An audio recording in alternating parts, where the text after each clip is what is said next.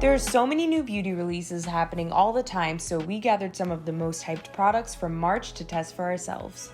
This is the KimChi Chic Beauty Teddy Kim palette in the Boyfriend color story. It's an eyeshadow and face palette. I went in with the blush and highlighter first, and I loved them. They were really buildable and went on so smoothly. Moving on to the eyeshadow, you do get a nice mix of mattes, shimmers, and glitters. I think all of these colors work together really well. I went in with a couple of mattes first, and they blended great. Then I played around with these shimmers and glitters. Again, these applied great. They're super shiny and reflective, but I did get fallout with the glitter, so I recommend using a primer. Overall, I was very happy with this palette, and another fun thing about it is that it actually comes with stickers, so you can customize your little bear. My bear definitely goes to Euphoria High, but yes, I love this. I can see this being really good for travel, although maybe a little bit hard to pack.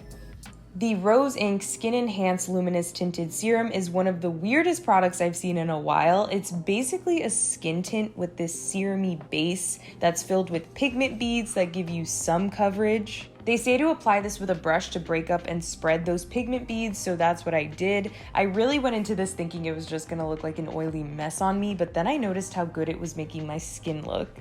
The coverage is light, but it's just enough that it gives this my skin naturally looks like this with no effort kind of look. I typically hide any imperfections on my face with a more full coverage foundation, but this made my skin look so smooth and dewy that I didn't feel like I needed more. But this product really shocked me, not only in how good it looked, but also in how good it made me feel. This is the e.l.f. Cookies and Dreams lip gloss in Cookie Dreams, and yes, it is a black lip gloss with a bunch of pretty blue and silver glitter throughout. I tried this out on my bare lips first, and I didn't love it because you can see in the areas where the gloss tends to pool a bit more, it has this very obvious bluish black tint that looked a little odd on me. But then I applied this over my favorite lip liner, and I immediately understood why people liked this so much. Oh my god, it looked incredible over lip liner. It kind of gave the liner a deeper look that just worked so well. And the formula of the gloss itself is actually really nice for the $4 price point. I'm definitely hanging on to this to layer over other lip products. I was so excited to try this Huda Beauty Easy Bake Loose Baking and Setting Powder in Cherry Blossom. I had to get this baby version because the full size was completely sold out. It's a baby pink setting powder that's supposed to really brighten up the under eyes. I just applied my concealer like normal and went in with the little puff that comes with it. This puff is nice, but the shape was really annoying to use, so I did use a brush to get into the hard to reach spots. This powder does have a very strong floral scent that was actually giving me a headache, so I had to remove it after a few minutes. It recommends that you leave it on for 5, but I couldn't take it anymore. I'm sorry. I did see a slight brightening effect, but it wasn't blowing me away. I could still see my dark circles peeking through a bit. I do, however, think that this is a nice powder formula. It's really smoothing and super finely milled, but they need to get rid of the scent. Maybelline just dropped its Super Stay Vinyl Ink Longwear No-Budge Liquid Lip Color. This is a long-wearing lipstick that's meant to stay shiny, which really got my attention. You have to shake it for 5 seconds, then apply.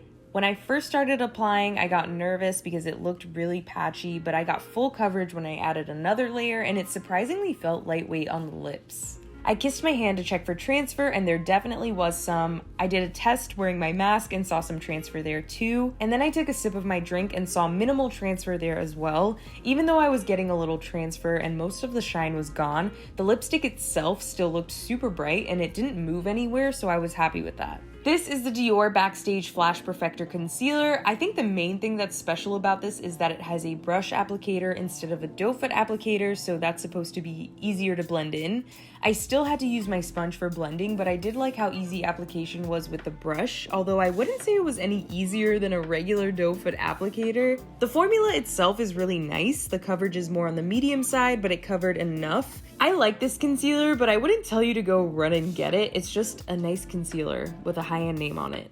The Beauty Blender Power Pocket Puff is basically a double-sided velour puff, so the pink side is for powder application and the tan side is for blending the powder and makeup. It does pick up a lot of product. I tried to tap off as much as I could, but it still deposited a lot of powder.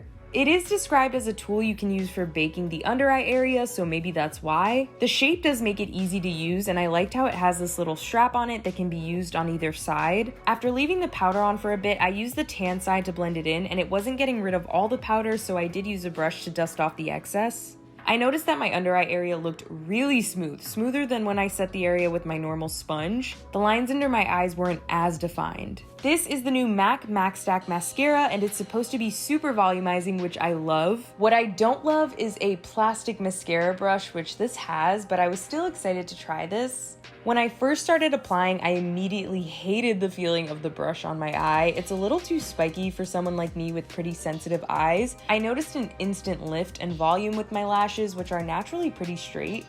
I did another coat and loved how this made my lashes look. They look long and full without looking clumpy. I don't know if I can justify $28 for mascara, but this one is so good. I might have to splurge on it every now and then.